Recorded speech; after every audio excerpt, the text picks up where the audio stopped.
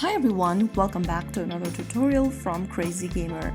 Today in this video, I'm going to show you how to download and install Brawlhalla on your Android device or your iOS devices. This video works for your mobile device as well as your tablets, so here's how you do it.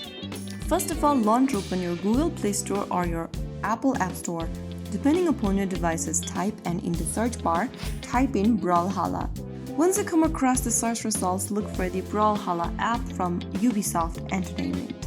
Now tap on the install button or the get button to start downloading the app on your device. Wait for the application to download and install, which may take us several minutes. Once the download is done, tap on the play button to start playing the game. You can go ahead and sign in with your Google Play Games account to play online, so you click on yes to do so and you will then be able to sign in. Start off by setting up your age and start off with the training. And there you have it. That is how you will be able to download and install Brawlhalla on your Android or iOS devices. If you found the video helpful, don't forget to like, share and subscribe to our channel. I will be back again in the next episode.